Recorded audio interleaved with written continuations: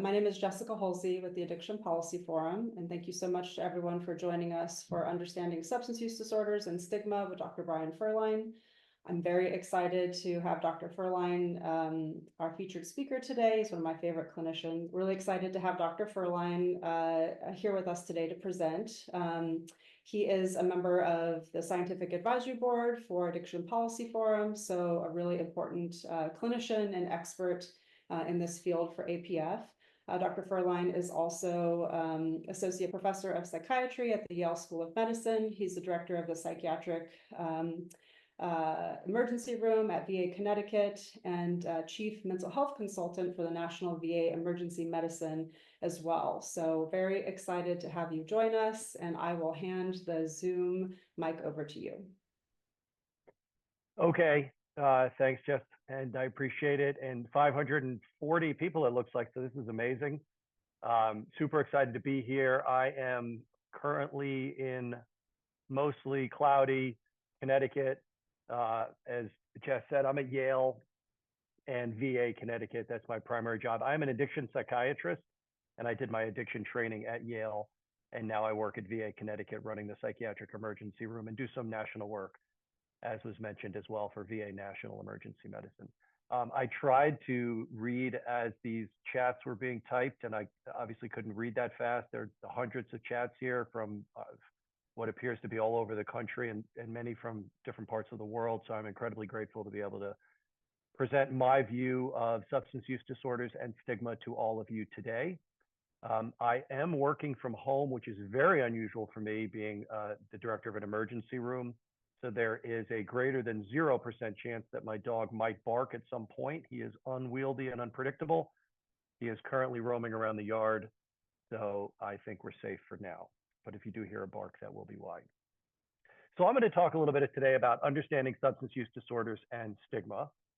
Hopefully everybody can see my slides. I have no disclosures. I have nothing financial to disclose related to anything that I'm going to present today. So a few objectives, and I do think the most important thing is to really appreciate the impact that substance use disorders have and the clinical manifestations of substance use disorders. And I'm going to talk about three major things: denial, promises, and excuses. And those are will be the foundation of what I discuss, but I'll go into some of the neurobiology behind why people get addicted to certain substances. I'll try to make it clinical, and we'll have a few clinical presentations along the way. And we want everybody to appreciate that substance use disorders are a chronic disease process, much like diabetes or other chronic diseases that we have. I will take questions at the end. There should be some time. So if you have questions, you can type them at any point during the talk in the Q&A. And then at the end, I'll just go through the Q&A. The chat becomes unwieldy with this many people. So if you type a question in the chat, it's likely going to get lost, although someone may be able to copy it over to the Q&A. But if you have a question for me, just go ahead and put it in the Q&A. Otherwise, you can type whatever in the chat. That may not be monitored, just for awareness. Okay. So I like to start out my presentations with a simple exercise, which I think sets the stage for substance use disorders. So if everybody could hold their breath, or at least pretend like you're holding your breath for a few seconds. And as you hold your breath, hopefully it's not yet uncomfortable for you. But as you continue to hold your breath, and I'm speaking to you, you might become a little distracted. At some point, you're going to become uncomfortable. And at some point, you're not really going to be listening much to me at all. You're going to be thinking about, I really need to take another breath soon.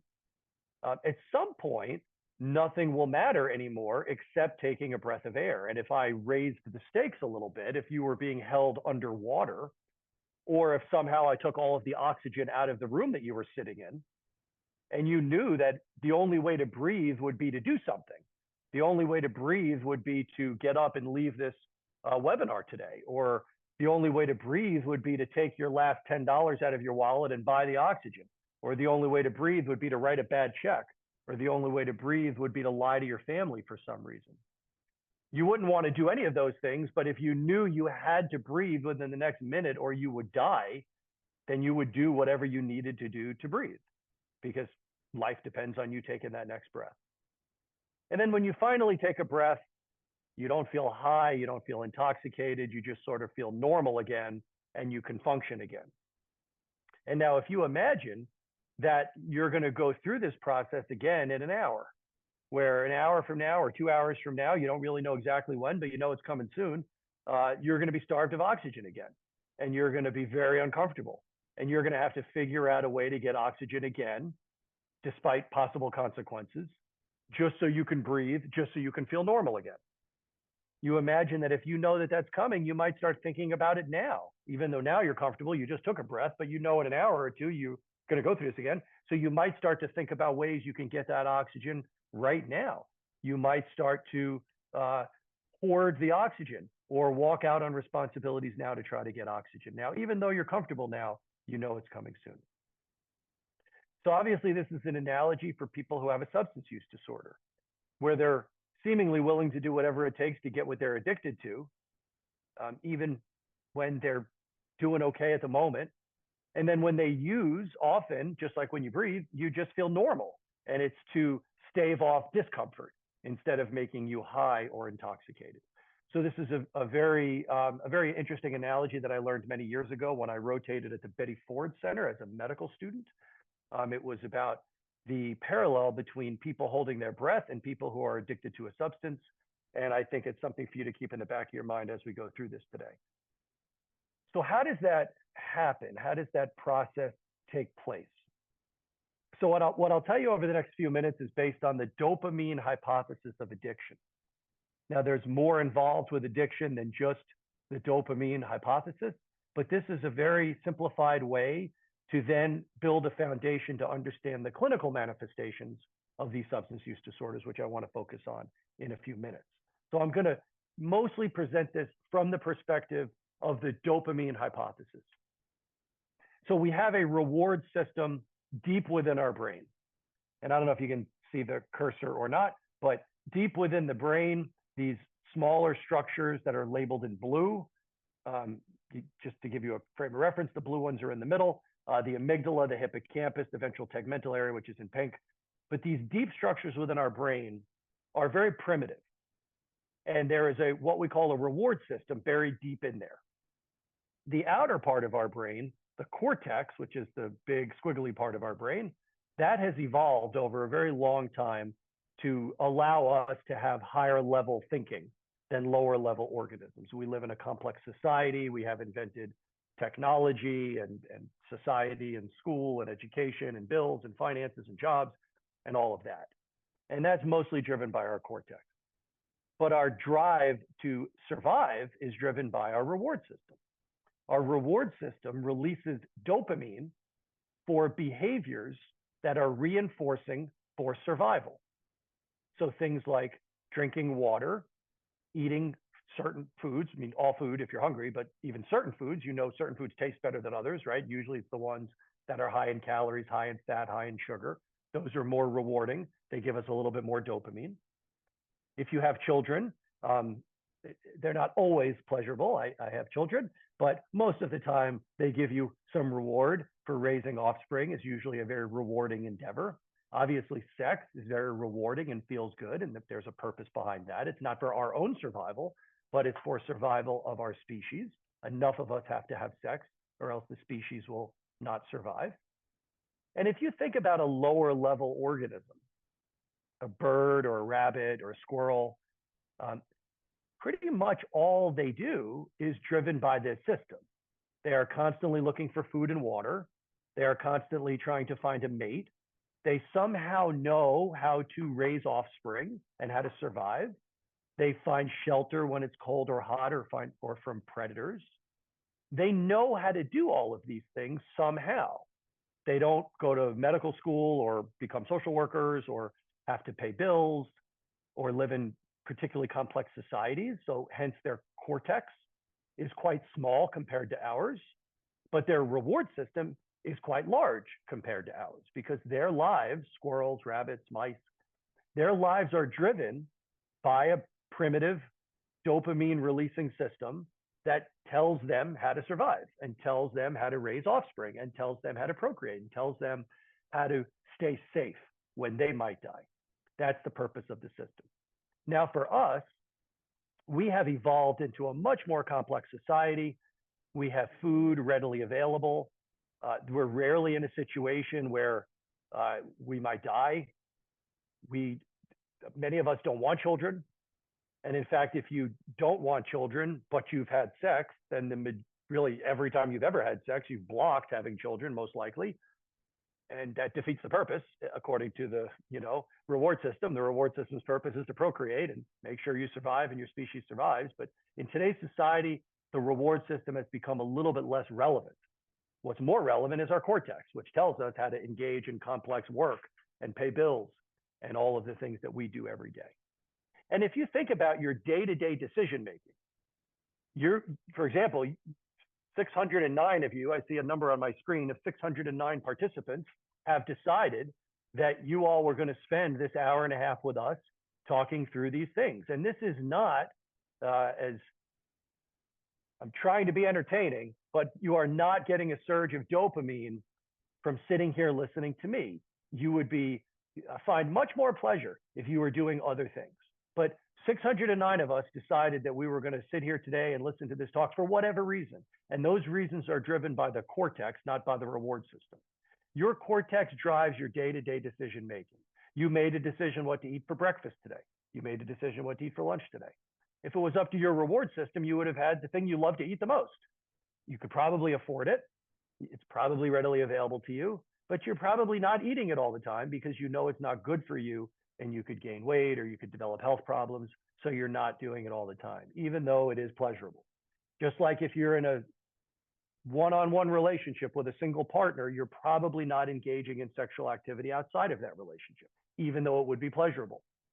Because your reward system and your cortex are in a bit of a battle all the time, where your reward system says, do X, Y, and Z because it feels good and it's important for our survival and we must do it. The cortex says, don't do those things because there's consequences associated with those things. And we want to live a long, fulfilling life free of those consequences. And we're willing to not have immediate pleasure, to have long-term pleasure, i.e. have a good life, a good relationship, a good job, et cetera. We'll bypass the immediate pleasure for the long-term stuff. And that's that balancing act between the reward system and the cortex. And for a healthy individual, people who function well in society, the cortex makes the majority of our decisions. And we may occasionally eat the thing that we like, or we may occasionally engage in relationships outside of our marriage, for example, things like that. But the vast majority of the time, we do things in moderation that are okay for us to do, give us obviously some pleasure in life, but not at the risk of our future.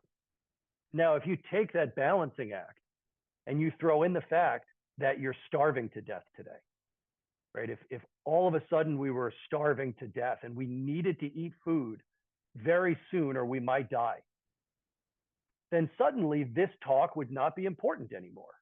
If you had to find food to survive, you would leave immediately and you would go find food. This wouldn't matter anymore. So the reward system has the ability to override what the cortex wants you to do when the reward system feels it's something that you need to do. If survival is on the line, the reward system will make sure that you do the thing that's necessary for survival at the expense of what the cortex wants. It doesn't matter what the cortex wants today. If you don't do this, you could die. So again, the breath holding analogy is the most concrete way to visualize that. Whereas if you all right now were starving to death of oxygen and you only had a few minutes to find oxygen, nothing else would matter. This talk wouldn't matter. Whatever job you're doing outside of this 1 hour talk wouldn't matter. If you had to pick up your kids today from their football game or soccer match, that wouldn't matter. Nothing would matter if you don't breathe, because if you don't breathe, you die. So that will take priority over everything else. And that is the basic foundation of our reward system cortex relationship in our brain, coupled with when the reward system needs to exert an influence for reasons that survival depend on. So here's a basic summary slide that evolutionarily, the purpose of life is to survive and pass on our genetics. That's really the point of life from an evolutionary standpoint, that I myself do not have to have children, but enough of us have to have children or else the species will not survive. The reward system is designed to reinforce certain behaviors, and those behaviors are designed to keep me alive and to keep my children alive and to keep my genetics being passed on to my offspring. So that's what the reward system is for. And these activities are designed for that. And for lower level organisms, it's basically what they do. So again, that dopaminergic system that we have in our brain, that reward system is sort of like a go, like go find food or go have sex or go do the thing that's rewarding. And obviously there's going to be a parallel to drugs and alcohol coming up. The cortex typically is a stop, right? Don't eat that really unhealthy meal tonight, or don't, engage in that sexual behavior, or don't do risky behavior that might be fun, etc. The cortex is designed for higher executive planning, long-term goal setting, and we have various other structures within our brain that balance our emotions and fear and things like that as well, including the amygdala. The basic review. Now, if you introduce drugs of abuse, particularly stimulants, methamphetamine, cocaine, these are drugs that are designed to tap into the exact system that gives us pleasure. So dopamine gives us pleasure. Methamphetamine is a direct dopamine stimulator in our brain. So we have figured out the thing that gives us pleasure when we eat a really good meal is that little surge of dopamine in a particular part of our brain that makes us feel good. So let's develop drugs that do that. So we can bypass that whole eating thing and just go straight to the fun part, right? So methamphetamine, cocaine, obviously other drugs too, but the stimulants in particular have a huge surge of dopamine related to their use. And what this slide shows, this is in animals. This is a baseline level of dopamine, baseline being, very low on this graph, right? And 100% would be very big. Don't worry about what all the different letters mean. It's just where it's measured. But just know that this surge right here, this dopamine, this surge of dopamine in the nucleus accumbens is for methamphetamine use, and it's about 10 times the baseline level. So if you drink a glass of water when you're thirsty, or you eat a good meal, or you have sex, you're going to get it's not on here, but you're going to get a small surge of dopamine, usually about to 200 or so. When you do methamphetamine, you're going to get a surge to about 1,000. So it's significantly more than anything that you would experience naturally. Cocaine is also very high, greater than what you would experience naturally. Nicotine has a dopamine release. Morphine, obviously fentanyl, which is not on this slide. These drugs of abuse. Alcohol is not a huge surge of dopamine, and it takes usually people longer to get addicted to alcohol for that reason. So methamphetamine, huge surge of dopamine in the reward system. The reward system is designed to reinforce behaviors that are necessary for survival. The reward system does not know what methamphetamine is. It just knows that whenever this thing was done, was taken, was used, I had a massive surge of dopamine release. That's what happens. I smoked this drug and I had this dopamine release in my brain. So the reward system interprets methamphetamine as important for survival, because why else would it cause this surge of dopamine in the system that's necessary, that reinforces behaviors necessary for survival? There's no other reason why it would function in my system. So the reward system immediately says, wow, this methamphetamine, this cocaine, this needs to be done again and again and again, because this must be important for our survival. The cortex, remember that part of your brain that is designed to make good decisions, the cortex knows that methamphetamine is not necessary for survival. The cortex knows methamphetamine is very dangerous, and if you continue to use methamphetamine, it can ruin your life. And the cortex does not want the life ruined. So the cortex is going to tell the person, don't do methamphetamine again. However, it did feel really good. So I'd like to do it again, but it's not really worth the risk. Just like if you have the option between your favorite cheeseburger for dinner and the more healthy hummus or something, right? The cortex would say, yeah, obviously you're going to enjoy the burger more, but you had a burger last week. You shouldn't do it too much. Don't eat it. So let's just have the hummus tonight. Even though you'll enjoy this one more, let's have this one instead. The cortex recognizes pleasure, and the cortex will feel the pleasure if you do methamphetamine, but it also understands the risks, and it understands the dangers, and it will tell you not to do it again. And again, in a healthy brain, this is the balancing act that we deal with. You have cheeseburger, minor consequences, tastes fine. You have methamphetamine, major consequences, feels really good. And you can see how it raises to a whole nother level. Now, at some point when an addiction develops, we say that the reward system hijacks the cortex. The reward system takes over the control of the person's behavior away from the rational cortex, which cares about your long-term future, and puts the decision-making into a system, the reward system, that does not care about anything else other than doing the thing that it thinks you need to do right now to survive. That's the only thing it cares about. So the reward system gets fooled into believing that methamphetamine is necessary for survival. The reward system then hijacks the cortex into making sure that the person continues to do methamphetamine because it needs methamphetamine for survival. And the reward system convinces the cortex to do this despite any consequences that may occur in relation to the use of methamphetamine or alcohol or cocaine or whatever drug or substance the person becomes addicted to.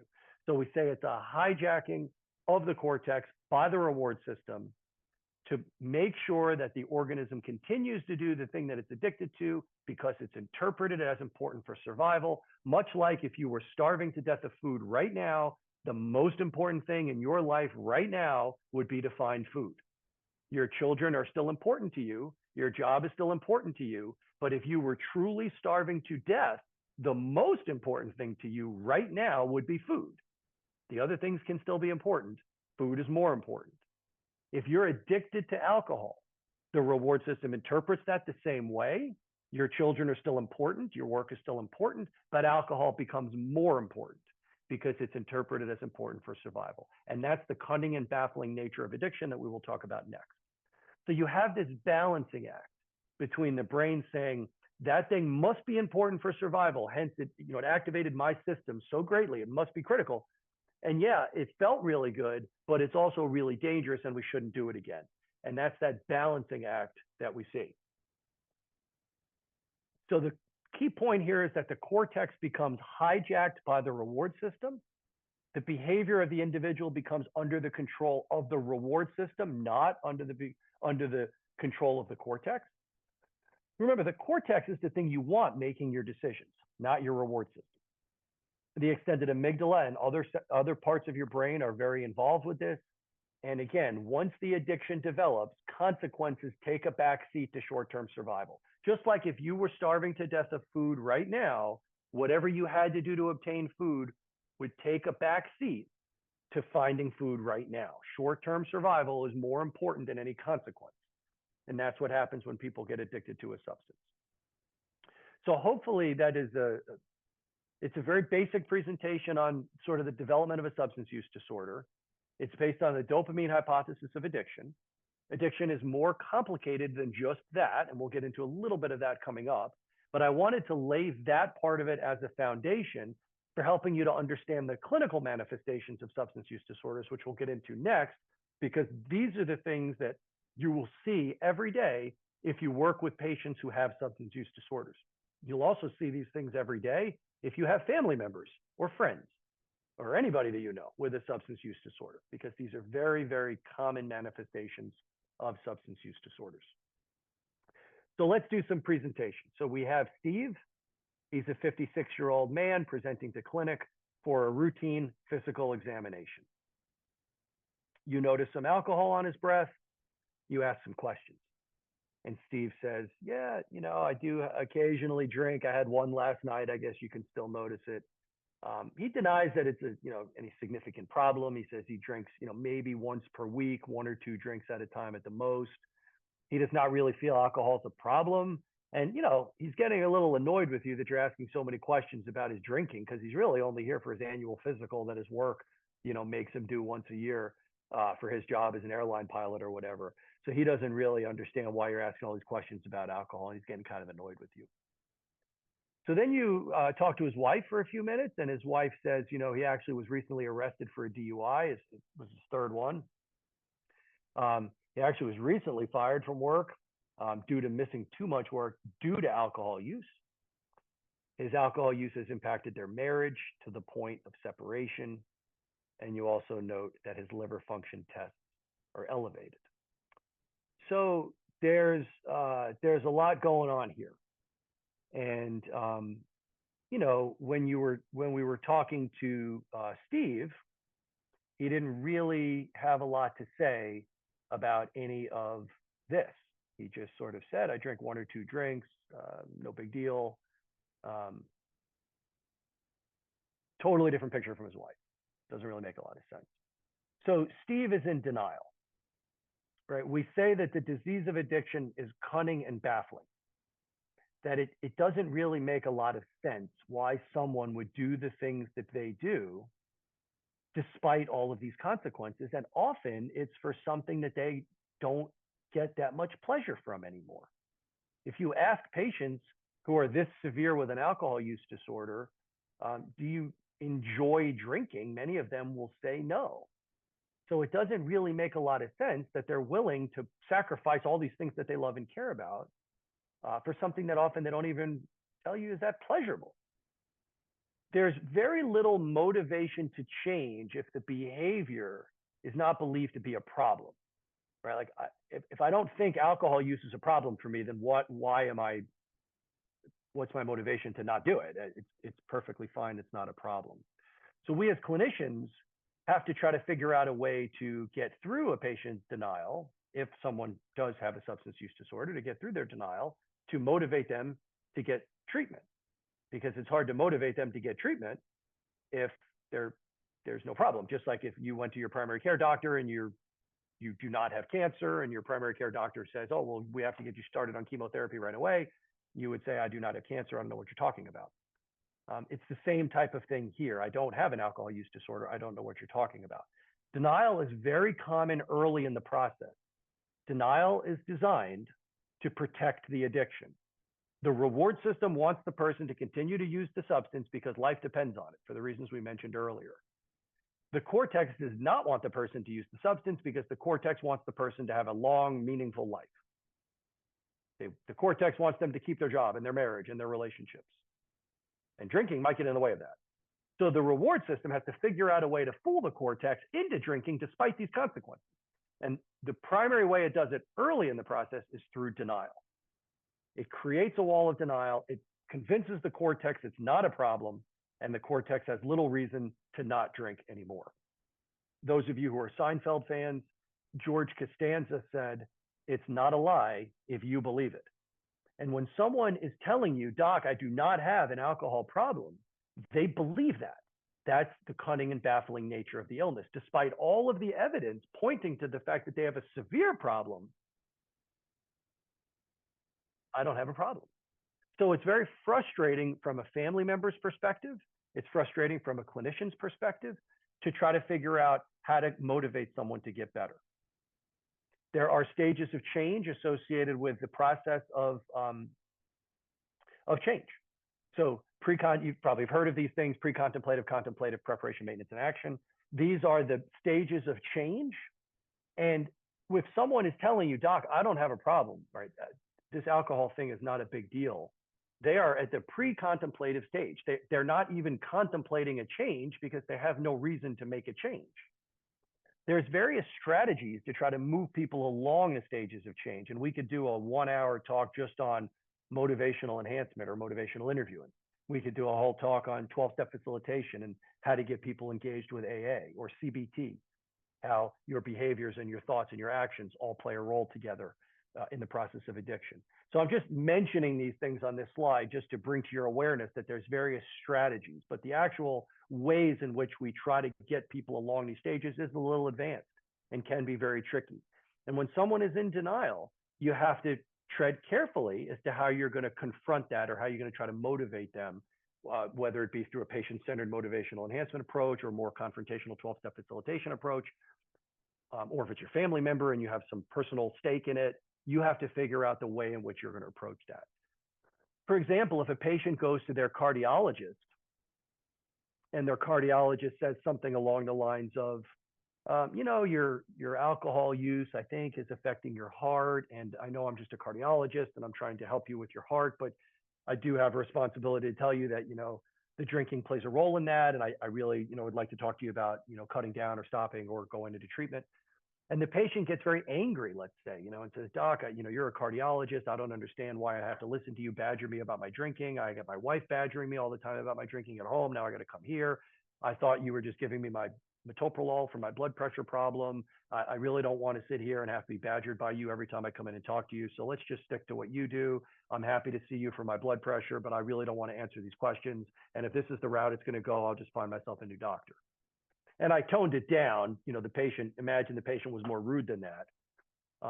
That's a patient presenting in denial to their doctor. And many doctors in that situation will back off and say, I'm sorry I brought it up. I don't want to, make this patient angry. And they'll give the script for the metoprolol, and then they'll say, I'll see you in a few months. And then note to self, don't ask him about his drinking because he'll get mad at you. It's a protective mechanism. The patient is protecting their addiction. The reward system is protecting the addiction to ensure its survival. It wants to make sure the addiction continues. So survival depends on that.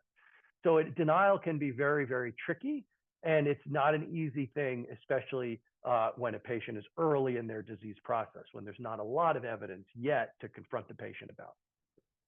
And again, motivational interviewing is one approach. I assume many of you on this call are familiar with motivational interviewing, but the main sort of premise behind motivational interviewing is that it's a patient-centered approach where you're not confronting them and saying, this is a problem for reasons X, Y, and Z, where that might be more of a 12-step approach.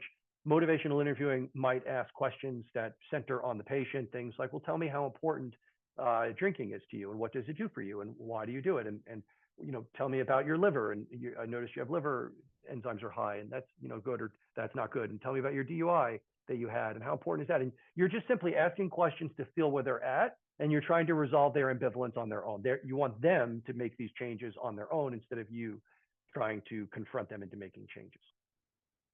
So denial is very frustrating. And I can tell you about one more patient example that I had of how severe denial can be. There was a patient who I saw in the emergency room who had overdosed on opiates and came into the emergency room following Narcan administration in the field. And from my emergency room, the patient went to a local detox facility to be initiated on buprenorphine. The patient got there. The patient was 25 years old. The patient got to the facility, left AMA, went home, and then overdosed again. The second time the patient overdosed, his mother found him basically dead. She resuscitated him with Narcan. She called 911. The patient was brought back to the psych ER where I was. The second time, the mom was brought to a different hospital for her own treatment because she became suicidal over the fact that her son basically died twice in 1 week. So she was in her own emergency room, or I don't know if she was admitted at that point, but she was having her own mental health crisis and feeling suicidal related to her son's substance use. So the second time he was in front of me, and I said to him, what are you going to do to get sober? And the patient said, doc, I don't know why everybody is overreacting. I do not have a problem with opiates. I know exactly how much I'm using. I know exactly how it affects me. My mother is a drama queen.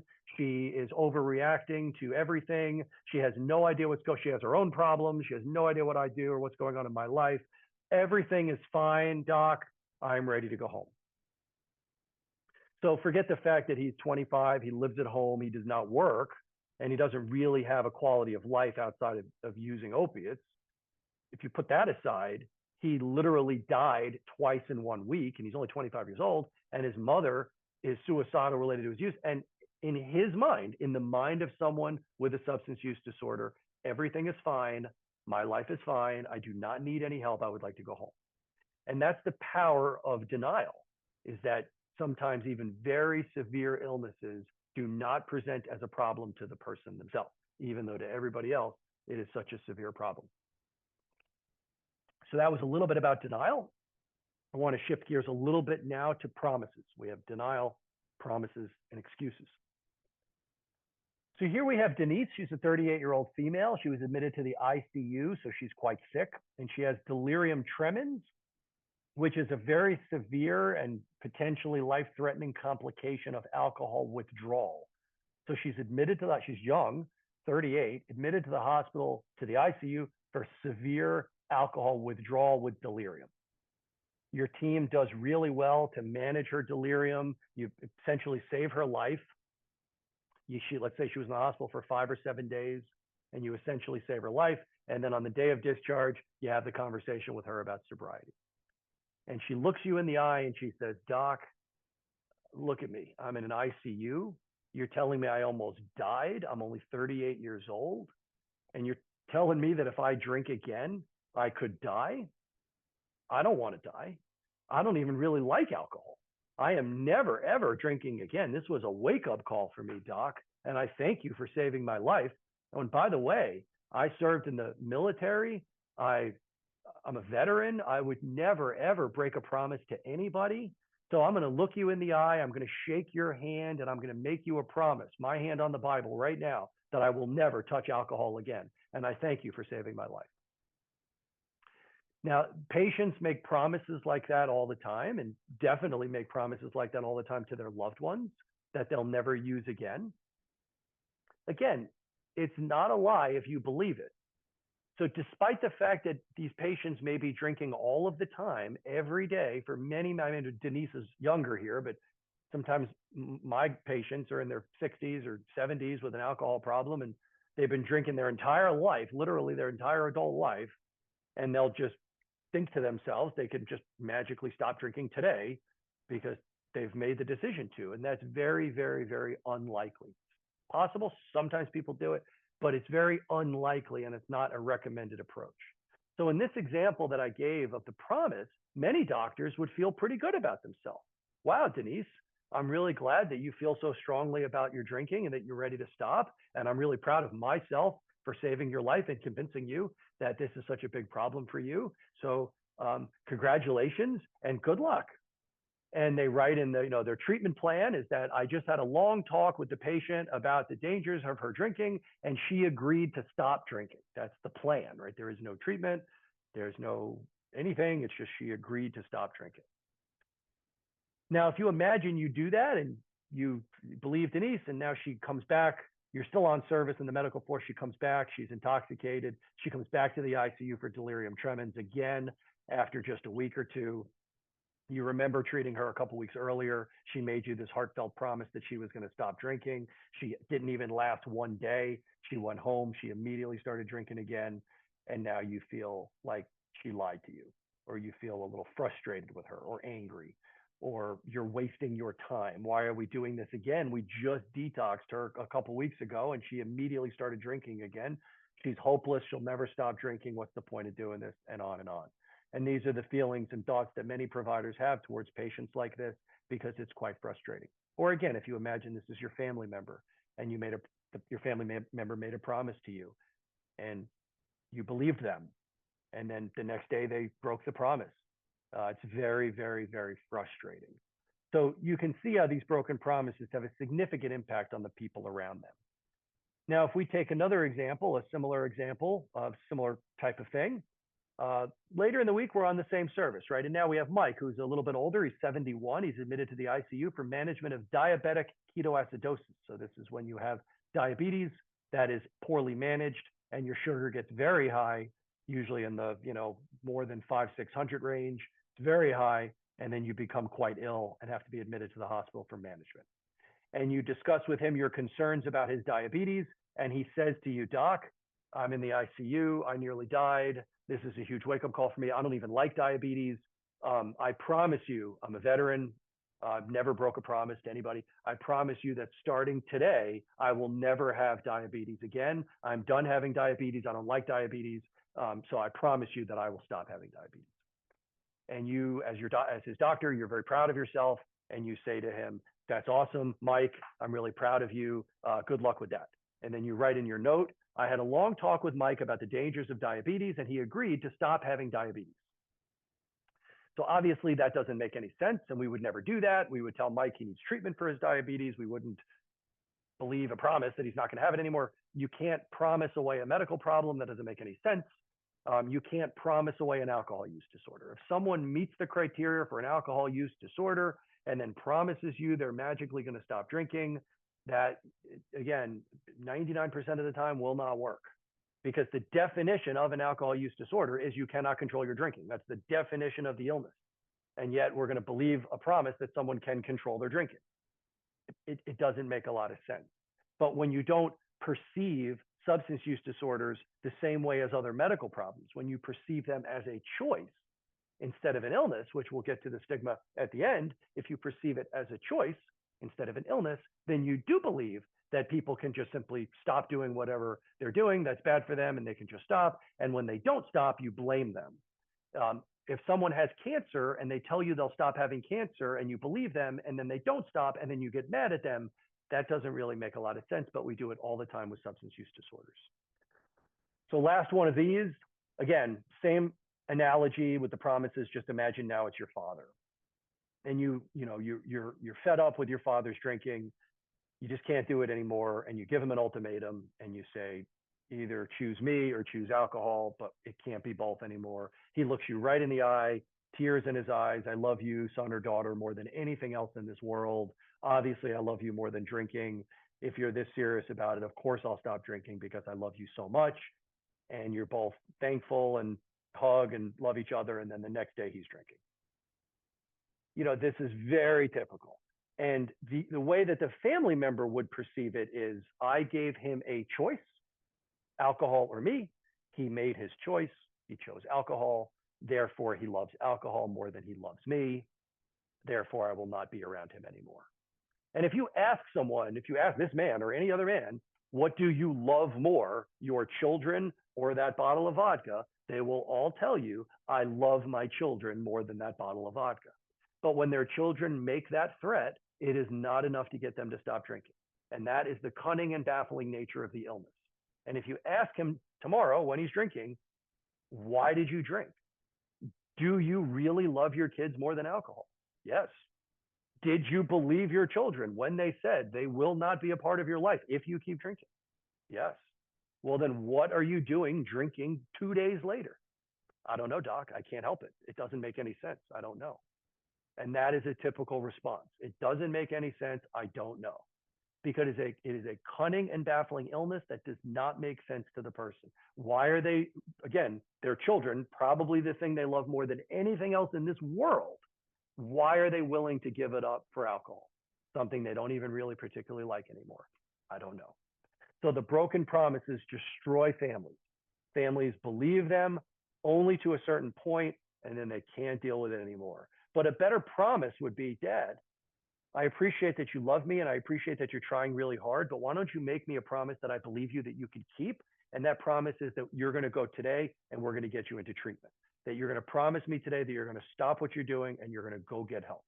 That's a promise that you can keep. But just telling me I promise that I'll stop drinking,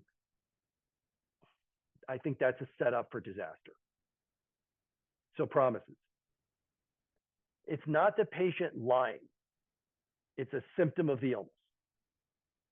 They destroy families and they destroy relationships.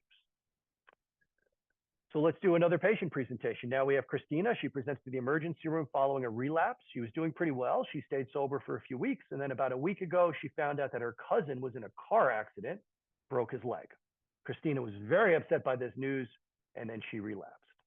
You call her husband for collateral, and her husband reports that Christina has not spoken to her cousin in a very long time. In fact, they're not really close at all. And in fact, the cousin really doesn't even really like Christina so much because of Christina's drinking. So you go back to Christina and you're like, Christina, I spoke to your husband and he said that you're not even really close with your cousin. I don't understand why it was so upsetting that your cousin was in an accident. And Christina says, well, doc, you're right. We haven't been so close recently, but we were so close growing up as kids. And I really, had such a good relationship with her. And when I found out that she was in this accident, I wasn't sure that she was hurt or not. And I just got so upset. It brought me back to my childhood and I started drinking. So from the outside looking in, if you're an outside person looking at this objectively, you would say to yourself, someone who you rarely ever speak to, that you're not close with, had a car accident, had an injury. Yeah, maybe it's a little upsetting, but probably not terribly upsetting. To the person who this happened to, who has an alcohol use disorder, this is a horrible, horrible event and is a reason to drink alcohol. Remember, the brain of someone addicted to a substance wants them to keep using the substance. That's it. Even if you're sober, The reward system is still there and still present and still trying to convince you to use or drink. The longer you're able to stay sober, the easier it becomes over time, but it's still there. It doesn't just go away. So these excuses present themselves as ways in which to try to convince the cortex to drink. Things can be going really, really, really well in the person's life, and the cortex is super happy again. The family is talking to me again. I finally got my job back. I feel better. I'm sleeping better. I'm back at the gym. I'm exercising.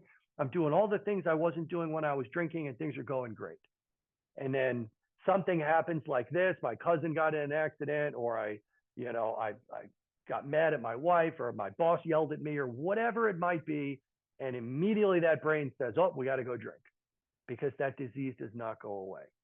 So these are triggers or excuses as a reason why one might relapse. And these are very common. And the person with a substance use disorder is constantly trying to fight this off. It could be a good thing. The Giants won the Super Bowl. The Mets won the World Series. I'm a lifelong Mets fan. I'm going to celebrate today by having a beer. It could be something terrible. It could be something minorly bad. I had plans to go to the beach and it started raining. It doesn't matter. It's not about the thing. It's about the drinking. And the brain of someone addicted to a substance will create a reason, create a trigger, create an excuse to bring that person back to alcohol.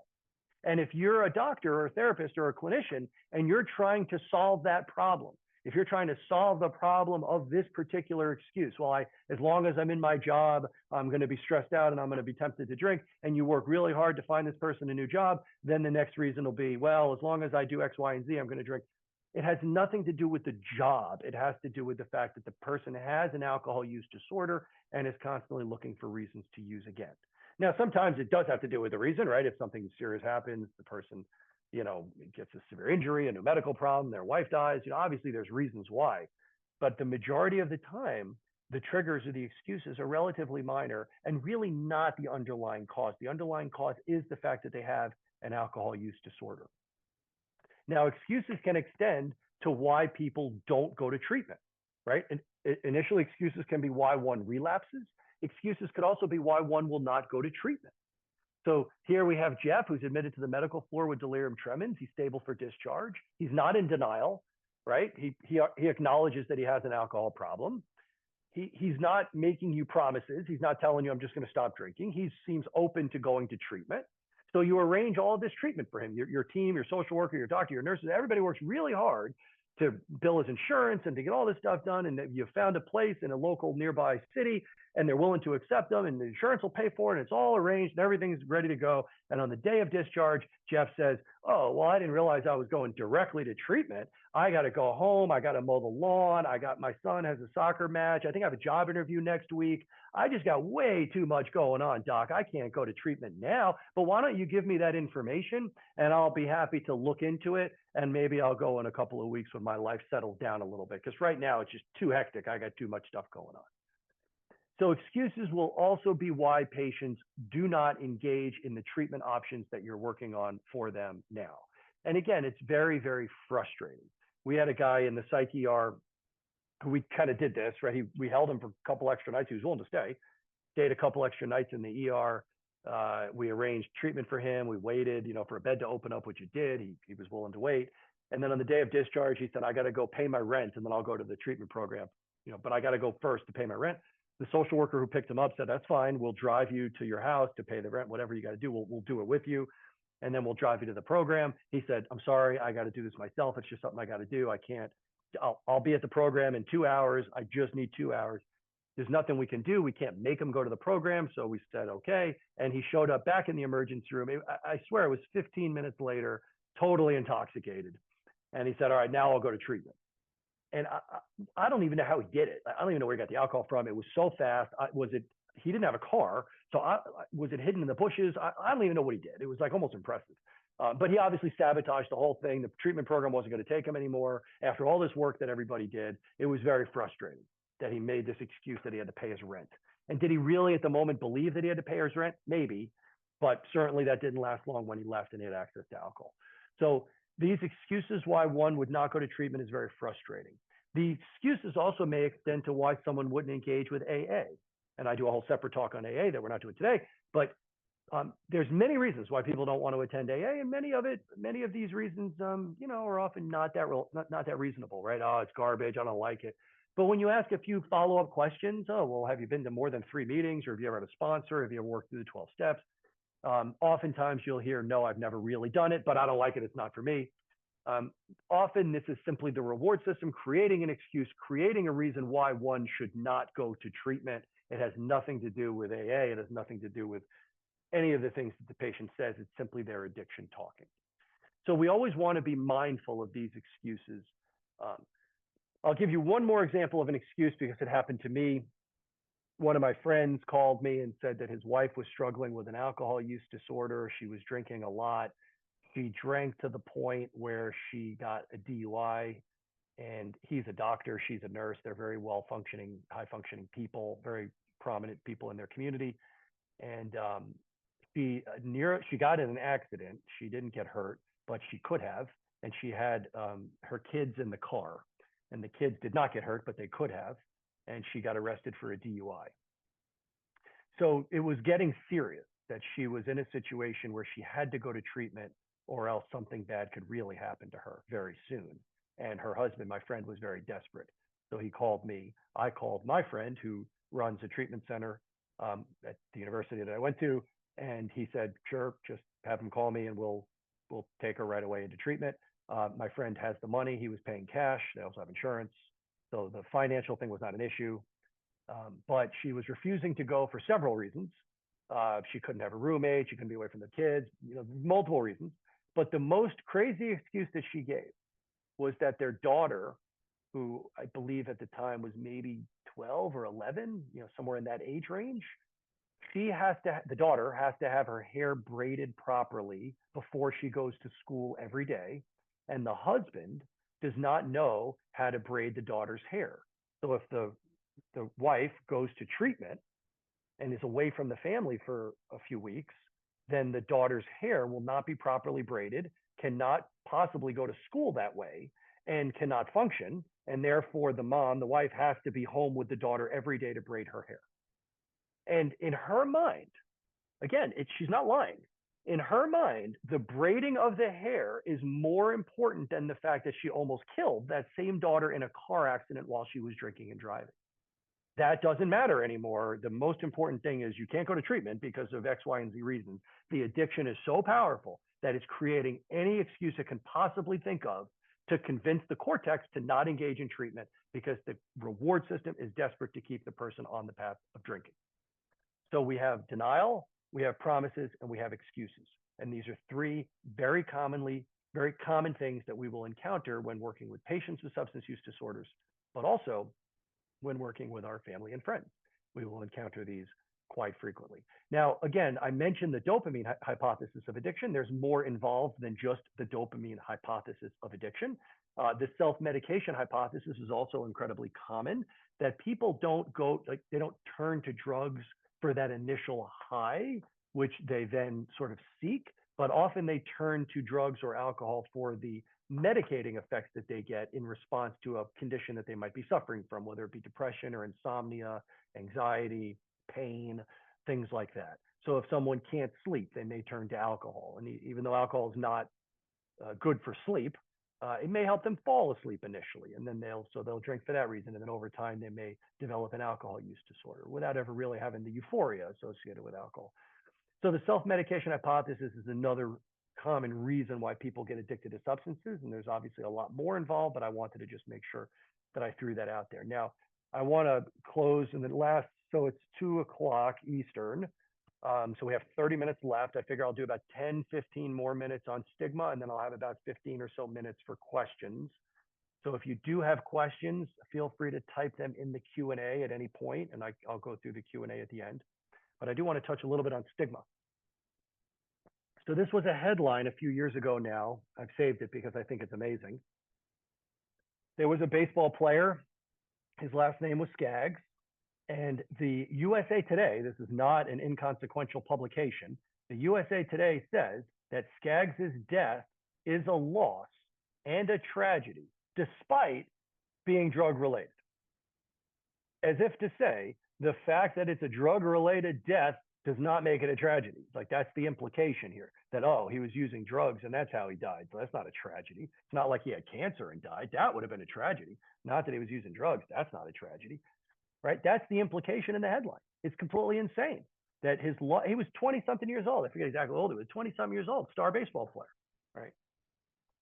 Stigma is a degrading and debasing attitude of society that discredits a person or group because of an attribute. Stigma destroys a person's dignity, marginalizes affected individuals, violates basic human rights, markedly diminishes the chances of a stigmatized person of achieving full potential, and seriously hampers pursuit of happiness and contentment.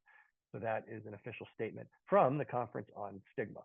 Now, stigma, as I mentioned a little while ago, typically comes from the perception of a choice. So if you had a choice to do something, like in that example, right? Skaggs had a choice to use drugs. If he had cancer, he didn't really have a choice. That's a tragedy. But if he died of drug use, that he had a choice. So that is not a tragedy. That's his fault. And that's where the stigma piece comes in. That it's stigmatized conditions have a high perception of fault. It's something that you did wrong and something that you should be able to control. Whereas non-stigmatized conditions have low fault and low sense of what you can control in that situation. A perfect example is someone who from the outside has a nice life. Someone who is, has a decent job, has some money, is married, has healthy children, member of society, they appear a good-looking person or physically healthy, but they're suffering with depression. And they're always unhappy. And people around them say, why are you unhappy? You have money and you have healthy kids and you're beautiful or whatever. Just don't be sad. That's your fault. What are you doing? Like that, why are you doing that? Right? The person can't control that they're depressed. And the fact that they have a nice life almost makes it worse. Like, well, you shouldn't be this way. I wish I had your life. I wish I had your money. I wish I had your good looks or whatever. I don't have any of that. I wouldn't be depressed if I was like you. So again, that perception of fault or the perception of my ability to control it really is what leads to stigma. And stigma can be devastating. And I'll give you a couple of personal stories at the end to talk a little bit about how stigma can be so devastating. So the words that we use can lead to stigma. And I do a lot of talks for the legal system, for judges. I'm on a couple committees nationally and other things. People of prominence, people of high societal stature, like doctors or judges or lawyers, people like that have an impact on people when we speak. And this was a very simple study, and they did the same study for professionals. This one, they're very similar, but I'll show you this one for laypersons. So there were 314 lay people. So these were not doctors. They were just people out in the community, and they completed a questionnaire about 2 different individuals. And the only thing they changed, they had a story about these individuals. And the only thing that they changed in the entire story was either the word person X is a substance abuser, and person Y, and the other one is an individual with a substance use disorder. So that was the only thing that was changed. I don't know if you can, sorry, that's popping up. So that was the only thing that was changed, right? So we have an individual with a substance use disorder, and then we have a substance abuser.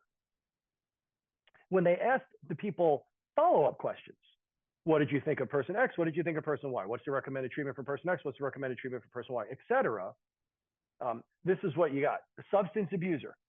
They recommended punishment. They recommended jail. They recommended there's a threat to society. They have a personality problem, et cetera. The one with people with a substance use disorder, so that's all they changed. They recommended treatment.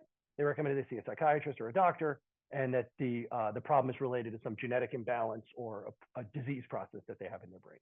And again, the only thing that was different about the entire scenario was either substance abuser or people with a substance use disorder, and that's it. So just that simple change in language can lead to a very powerful change in the way people perceive the person who's affected. And this is just one example. So there's a lot of words that we try to avoid and words that we try to use instead. I don't know if this is a little small for you. Hopefully you can see it, but we try to not say an alcoholic or a drug addict or a junkie. We might say a person with a substance use disorder. We try to not say, clean or dirty urine. We try to say, a negative urine drug screen. We try to not say, someone's drunk. We say that they're intoxicated or have a substance use disorder, things like that. So again, it's a very simple change in the way we speak, but it can have a pretty big difference on the way people perceive. Now, if you think about AA, people who are in AA will refer to themselves as an alcoholic, right? I am so-and-so and I'm an alcoholic. And that's fine.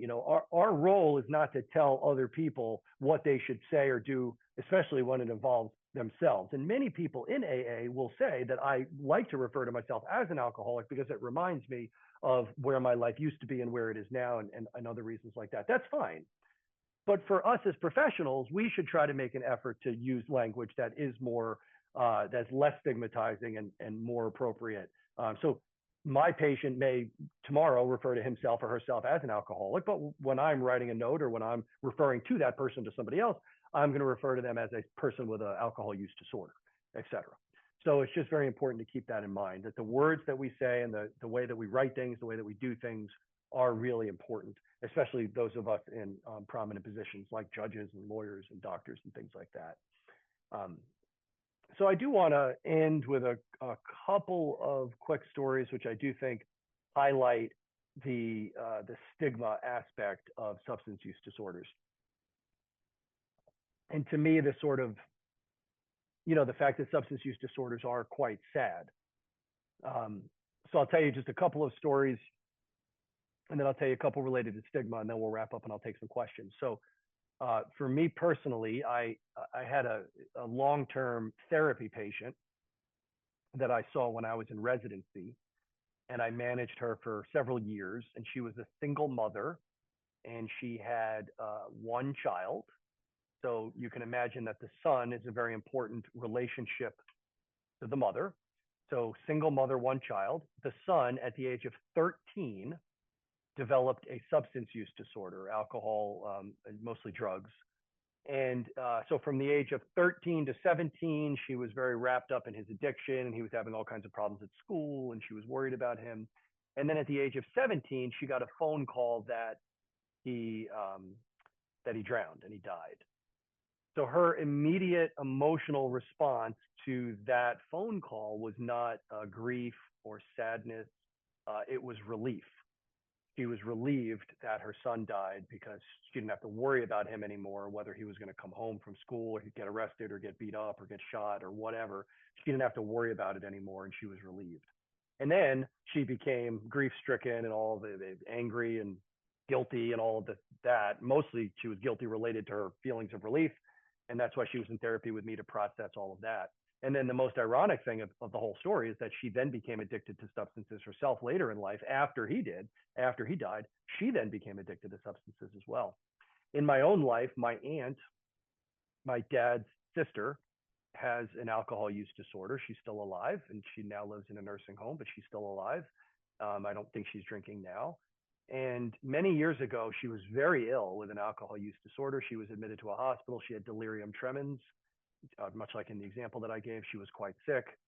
And my dad went to visit her with my grandmother, who's her mother. So her mother and her brother went to visit her in the hospital. She was sedated and intubated because she was so sick from delirium tremens at that time. My grandmother and my dad walk in the room, and my grandmother says, "I hope she dies," referring to her own daughter, because she could not tolerate the lies and the manipulation and the stealing and everything that my aunt was doing over the years to my grandmother related to her alcohol use disorder. Keeping in mind that my aunt is not a bad person. My aunt is a fine human being. She's never caused anybody any major problems. She's never really broken the law outside of her substance use. She's never done anything even remotely bad. She worked for the state of New York for like 30 years. She raised her kids very successfully. My cousins, she never spoke ill will of towards anybody. But in the context of her alcohol problem, She did many, many bad things that were devastating to my family. And it was not her, it's the disease process that caused her to do all of that. It's her disease, it's the alcohol use. To the point that her own mother says, I hope she died. So I tell you these two stories to highlight that it's a tricky illness. You know, if you get diagnosed with an opiate use disorder in your 20s and that opiate use disorder winds up killing you when you're in your early 30s, let's say, which is very common, there's a very good chance that not only will it kill you, but in the process of killing you, it's going to turn you away from everything that you love and care about. It's going to turn away your family. It's going to turn away your friends. You're going to lose your job. You're going to lose your loved ones. And when you finally die, many people in your life will be glad that you did. And that's the especially sad part about addiction to me, is that you lose all the things you love and care about in the process of slowly dying from the addiction. Cancer, heart disease, all these other things are obviously very sad as well. But they, if you imagine getting diagnosed with pancreatic cancer and you're going to die in 5 years, but in the process of dying, all of your family members and friends are going to learn to hate you over the next 5 years. And when you finally die, they'll be glad that you're dead. Again, I'm not trying to say that it's more or less sad than anything else, but it's different. Substance use disorders are different. They're viewed differently, they're seen differently, and when people finally die from them, if they do, it's often in a situation where they're alone and isolated from everything they love and care about. It is 2:11, so I'll tell you two other quick stories, and then we'll have 15 minutes for questions. These two stories really highlight stigma. There were two people close to me recently that passed away, both fairly prominent members of the community that I live in. One owned restaurants in the area, was a very sort of popular guy, did a lot for the community. Restaurants were very popular, are very popular. And he was diagnosed, he was in his 50s, and he was diagnosed with a GBM, a glioblastoma, which is a very devastating type of brain cancer. And he died within a year of the diagnosis. And everybody knew that he had brain cancer. There were GoFundMe sites. There were, people were trying to raise money for charity for cancer research. And his article was on the wall of the restaurants. And it was very well known that he was struggling with this type of cancer that was very devastating. And they were trying very hard to raise awareness about it. The other person that I know died of suicide, and he was in his 40s. Also a very prominent member of society. And when he died, nobody knew how he died. It was not shared of the cause of his death. His family kept everything very quiet and very secret. And nobody knew that he struggled with depression for many, many years. And everyone was sort of left wondering what happened. And I'm not faulting the family for keeping it secret. In fact, I know more details as to why they did, because of the stigma, that they were afraid that their children would be picked on, that daddy killed himself because he didn't love the family. Like, they were afraid that the children would be picked on if everybody knew how their dad died, which again speaks to the stigma. But the family had an opportunity to raise awareness. This was a very high functioning man in a very prominent job who everybody knew in the community. And they had an opportunity to raise awareness about depression, to raise awareness about mental health, and to raise awareness about suicide. And they chose not to because of their own fear of their stigma about all of it. So again, and I'm not faulting them, I'm just saying it highlights the difference between how cancer is viewed and how mental illness and substance use can be viewed. So I want to just emphasize these things to you. I encourage all of you out there to have empathy when patients, or loved ones, family members, patients, whoever it is that you know or work with who have substance use disorders. If you see these patterns of behavior that I'm speaking about, denial, promises, excuses, things like that, I encourage you to have empathy, to take a step back and realize this is not the person trying to be difficult or trying to make me upset with them. It's simply a manifestation of the disease that they have, and to come at it from that perspective and not the perspective of anger and frustration. I do know that we often feel that way, and I have felt that way towards my aunt, but just taking a step back to realize that these are one of my fellows when I was a medical student or maybe resident said to me, addiction is good people with an illness, addiction is good people with a bad illness, not bad people. So, just sort of keep these things in mind as you're working with patients and trying to manage your own family and friends.